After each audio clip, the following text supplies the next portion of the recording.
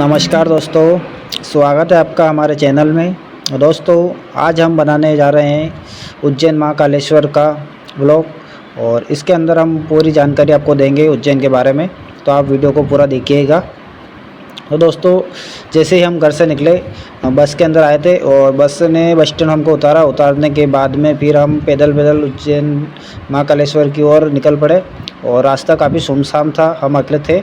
और फिर उसके बाद में हम उज्जैन जाने से पहले हम पहुंच गए राम घाट, जो कि शिप्रा नदी का एक घाट है, जहाँ पे काफ़ी सारे लोग सुबह सुबह स्नान करने के लिए आते हैं, क्योंकि महाकालेश्वर जाने से पहले यहाँ पे स्नान करके फिर जाते हैं। तो हम भी यहाँ पे पहुँच गए और पहुँचने के बाद में फिर हमने यहाँ पे स्नान किया।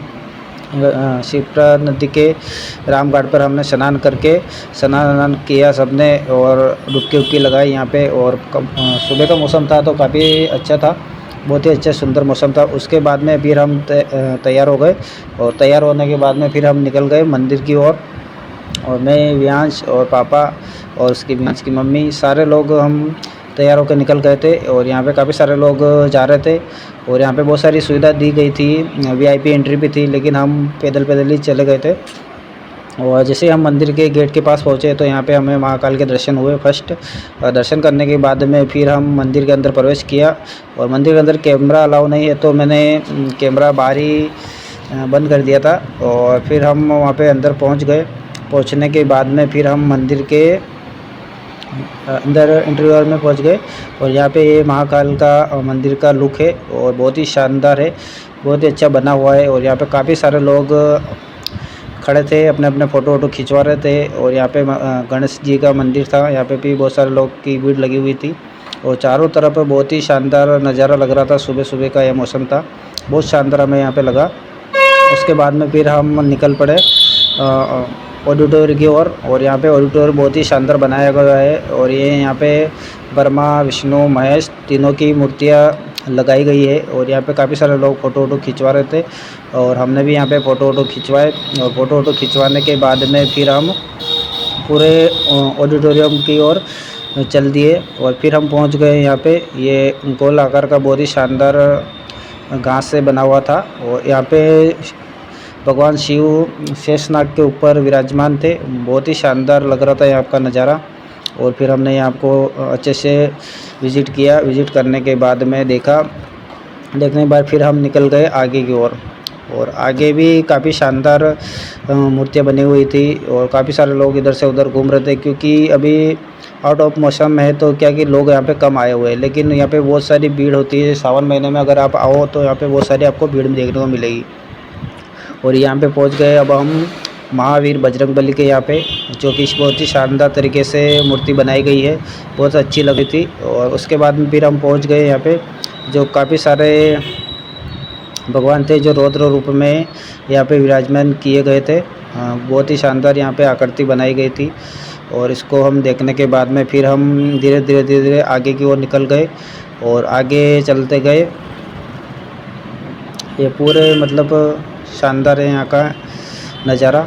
अगर आप भी कभी भी आओ तो इसको देखना, बहुत अच्छा लगेगा, बहुत अच्छे आनंद की अनुभूति होगी आपको यहाँ पे।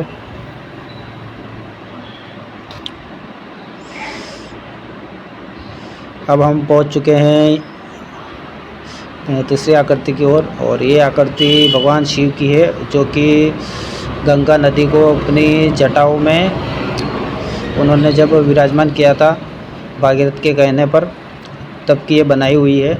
और इसमें रौद्र रूप में भगवान शिव ने गंगा नदी को अपने जटारण किया था। भागीरथ ने तपस्या करी थी अपने जटाओं में लेने के लिए भगवान शिव से, तब जाके गंगा नदी प्रकट हुई थी धरती पर।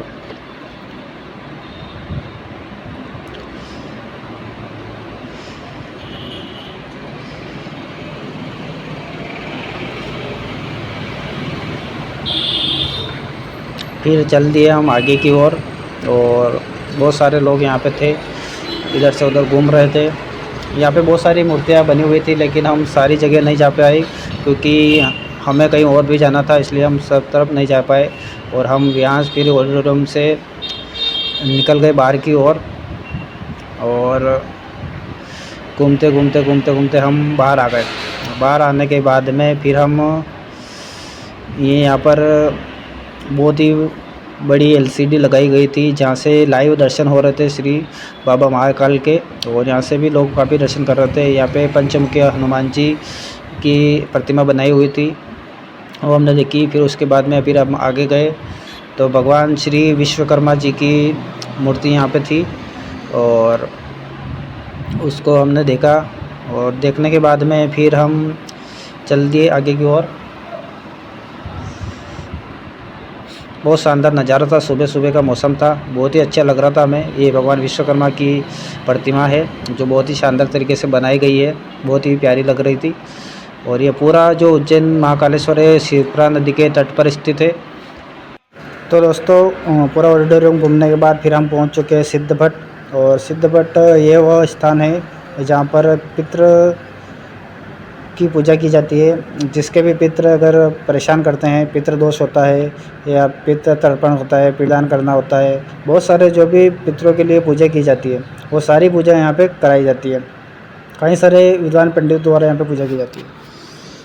तो दोस्तों सिद्धपट घूमने के बाद में फिर हम आ चुके हैं काल भैरव मंदिर। और यहाँ पे बहुत ही सारी भीड़ लगी हुई थी। फिर हमने यहाँ पे दर्शन किए और दर्शन करने के बाद में फिर हम निकल गए संदीपनी आश्रम। और संदीपनी आश्रम में जाकर हमने यहाँ पे देखा, यहाँ पे मुनि द्वारा शिक्षा प्रदान की गई 64 कलाकृतियों द्वारा समझाया गया है। और यहाँ बहुत ही शानदार तरीके से आकृतियाँ बनाई हुई है। तो आप जब भी उज्जैन आओ तो यहाँ पे दर्शन जरूर करिएगा। और यहाँ पे घूमने के बाद में फिर हम निकल गए थे रेलवे स्टेशन। और रेलवे स्टेशन पहुँचे और रेलवे स्टेशन पहुँचने के बाद में फिर हमने यहाँ पे ट्रेन का इंतज़ार किया। ट्रेन का इंतज़ार करने के बाद थोड़ी देर से हमारी ट्रेन आ चुकी थी। फिर इस ट्रेन में हम बैठे और फिर निकल गए घर की ओर। तो दोस्तों वीडियो आपको अगर कैसा लगा और वीडियो अच्छा लगा हो तो लाइक कमेंट शेयर ज़रूर करना और चैनल को सब्सक्राइब करना। और दोस्तों फिर मिलते हैं अपन नेक्स्ट वीडियो में, जब तक के लिए।